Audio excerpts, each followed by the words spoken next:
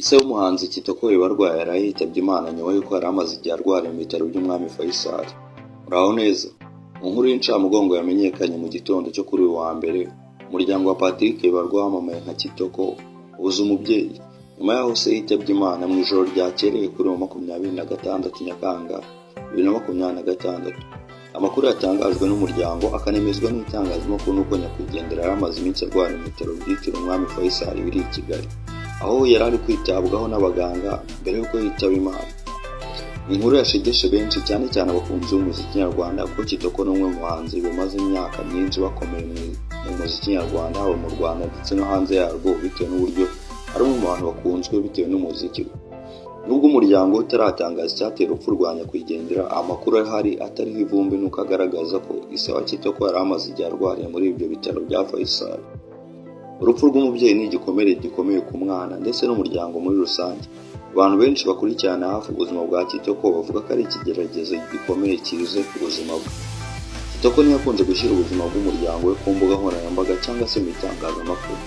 Yakunze kwirinda cyane ubuzima bw'ababyeyi be kuba yabushyira mu mbuga nkoranyambaga cyangwa se kuba bwaba kimwe mu bintu bibasha kuba bigaragara, nk'uko usanga bamwe mu bantu b'ibyamamare ubuzima bw'umuryango ari bimwe mu bintu birirwa berekana ku mbuga nkoranyambaga.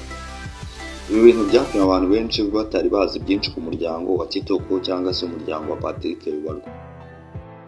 Nyakwigendera asezeye kuri iyi si asize abana n'abavandimwe, ariko kugeza ubu nta makuru yigeze atangazwa ku mugaragaro agaragaza ko Kitoko yaba yari afite umwana.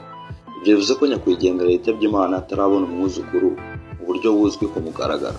Nubwo ubuzima bwite bw'umuryango bugomba gukomeza kubahwa, mu muco nyarwanda kubona umwuzukuru ni kimwe mu byishimo bikomeye ku babyeyi baba bageze mu zabukuru. Ariko nanone si cyo gipimo cy'agaciro ku buzima bw'umuntu. Icy'ingenzi ni umurage mwiza no kuba warabanye neza n'ababyeyi bawe, no kuba nta kutababaye imbere cyangwa se ngo ubereke ko hari nk'umwana wabo kandi witeguye kubumva. Ikindi kindi ukarangwa n'indangagaciro ugenda usigira umuryango wawe cyangwa se umuryango wawe ubiyerekamo. Kitoko Bibarwa ni umwe mu bahanzi bafite amateka akomeye mu muziki nyarwanda, dore ko yamenyekanye ahagana muri za 2009 kugeza za 2013. Iki gihe Kitoko ni umwe mu bahanzi bari bakomeye mu Rwanda pe. Ubwo yasohoraga indirimbo zakunzwe n'abatari bake, mu ndirimbo zamwamamaje harimo Manyobwa, Ikiragi, Akabuto, Igendere, Rurabo, Ni Wowe n'izindi nyinshi zakunzwe mu Rwanda ndetse no mu bihugu bitandukanye. Ijwi rye ryari ryihariye, uburyo yandikiragamo indirimbo ndetse n'imibyinire byatumye bamwe mu bahanzi b'ibyamamare mu gihugu cy'u Rwanda ndetse no hanze yarwo. Nyuma y'igihe kinini yari amaze adakora umuziki nk'uko byahoze, Kitoko yongeye kugaruka akora indirimbo nshya agaragaza ko yari agifite impano n'ubushake bwo gukomeza gutanga umusanzu mu muziki nyarwanda. Kitoko akaba yarabaga mu gihugu cy'Ubwongereza. Abamuzi bavuga ko yubahaga cyane umuryango we ndetse n'ababyeyi be, kandi inshuro nyinshi yabashimiraga uruhare bagize mu buzima bwe no mu rugendo rwe rw'umuziki. Ubura umubyeyi nk'uyu rero ni igihombo gikomeye kuri we ndetse no ku muryango mugari. Nyuma y'itangazwa ry'urupfu, imbuga nkoranyambaga zahise zuzura ubutumwa bw'ihumure. Abahanzi batandukanye, abanyamakuru, inshuti ndetse n'abakunzi b'umuziki muri rusange bose bakomeje kwifatanya n'uyu muhanzi Kitoko Bibarwa mu kababaro.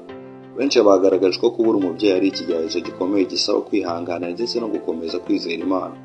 Hari abibukije Kitoko ko buri muntu wese agomba guha agaciro ababyeyi akibafite, kubasura, kubitaho ndetse no kubereka urukundo, kuko igihe cyo kubabura kigera nta wabasha kukibuza.